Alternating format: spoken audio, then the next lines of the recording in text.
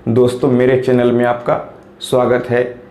कई बार आपको ऐसा देखने को मिलता होगा कि किसी व्यक्ति का ज़मीन है और वह जो व्यक्ति है वह अपने एक ही ज़मीन को कई बार बेच देता है।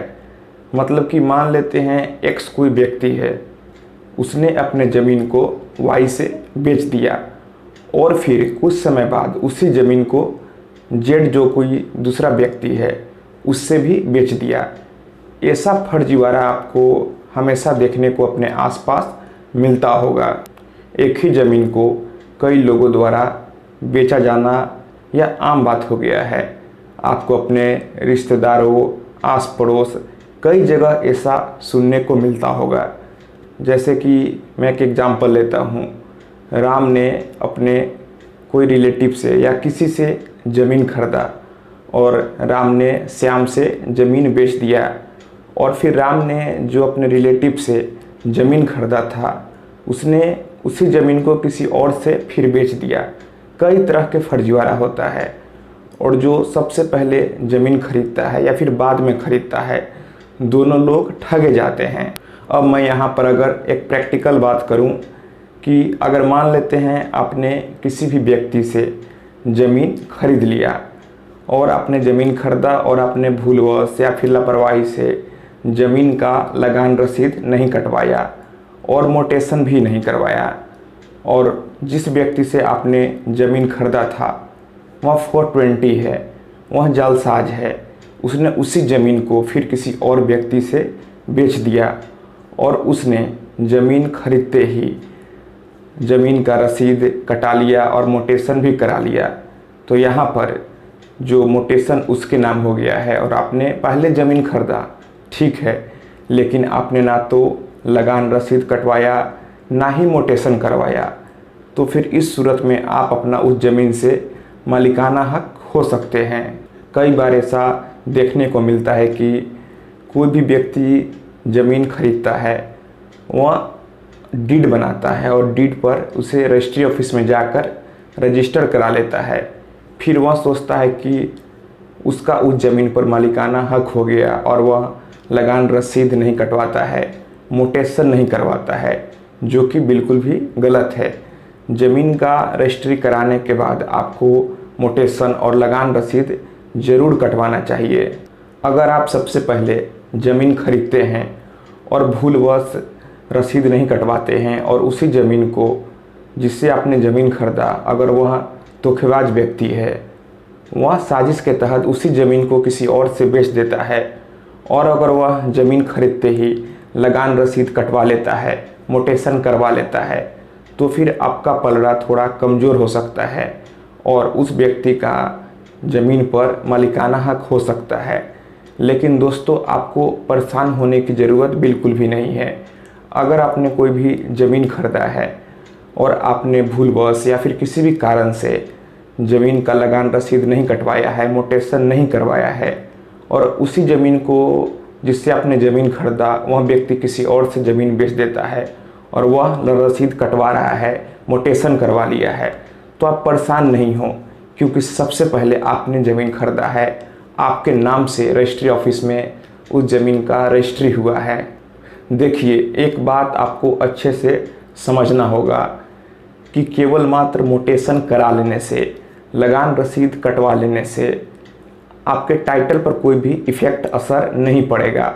मेरा कहने का मतलब यह है कि सबसे पहले तो रजिस्ट्री ऑफिस में आपके नाम से ज़मीन रजिस्ट्री हुआ, बाद में कोई दूसरा व्यक्ति के नाम से अगर रजिस्ट्री हो भी जाता है, वह मोटेशन भी करवा लेता है, तो फिर टाइटल मतलब कि ज़मीन का मालिकाना हक आप ही को मिलेगा, क्योंकि सर्वप्रथम सबसे पहले रजिस्ट्री ऑफिस में रजिस्ट्री आपके नाम से ही हुआ है। लगान रसीद कटवाना या फिर मोटेशन कराना यह साबित नहीं करता है कि ज़मीन आपका है। लगान रसीद कटवाकर या फिर मोटेशन करवाकर, केवल मोटेशन करवाना, लगान रसीद कटवाना केवल यह दिखाता है कि आप सरकार को टैक्स दे रहे हैं, रेवेन्यू दे रहे हैं। केवल मात्र अगर कोई व्यक्ति आपके ज़मीन का मोटेशन अपने नाम से करवा लेता है तो फिर आपके टाइटल पर कोई भी किसी भी तरह का कोई भी इफ़ेक्ट नहीं पड़ेगा। आपको परेशान होने की ज़रूरत बिल्कुल भी नहीं है।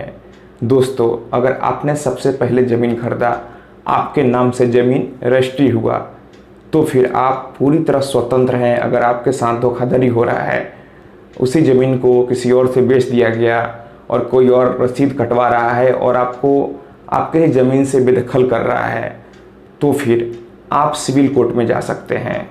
अगर सबसे पहले ज़मीन आपके नाम से रजिस्ट्री हुआ है, सबसे पहले आपने उस ज़मीन को खरीदा है, तो फिर आप सिविल कोर्ट में सूट फाइल करें और फिर जो भी डॉक्यूमेंट ज़मीन से संबंधित है, आप उन सभी डॉक्यूमेंट को सिविल कोर्ट में पेश करें।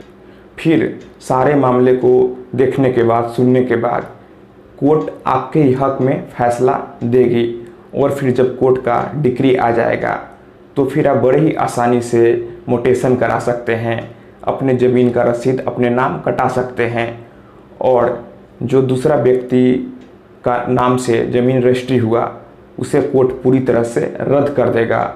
और जिस व्यक्ति ने फर्जीवाड़ा करके, साजिश करके एक ही ज़मीन को 2 बार बेचा, कोर्ट उसे निश्चित ही जेल भेजेगी और उस पर आपराधिक मुकदमा भी दर्ज होगा।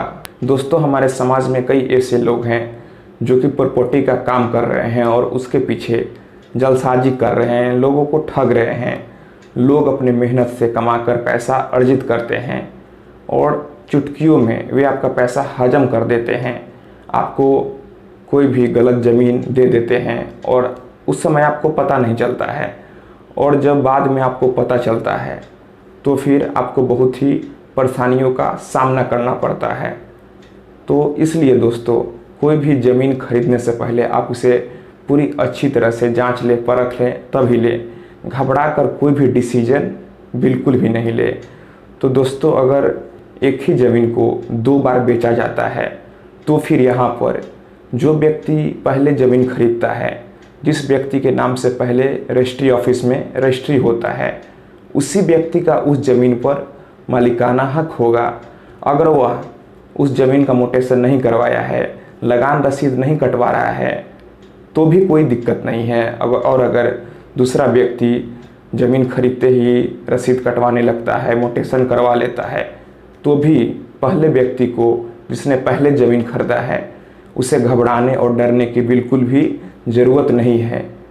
वह इस सूरत में सिविल कोर्ट में सूट फाइल करेगा और फिर निश्चित ही कोर्ट जो है उसके पक्ष में फैसला देगी और फिर कोर्ट के फैसला आने के बाद वह अपने ज़मीन का मोटेशन करवा सकता है और लगान रसीद भी कटवा सकता है।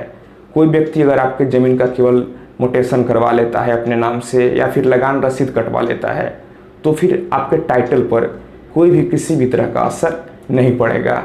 दोस्तों, कोई भी ज़मीन खरीदने से पहले या फिर घर खरीदने से पहले आपको किन किन बातों का ध्यान रखना चाहिए, मैंने इस टॉपिक पर ऑलरेडी वीडियो बना रखा है।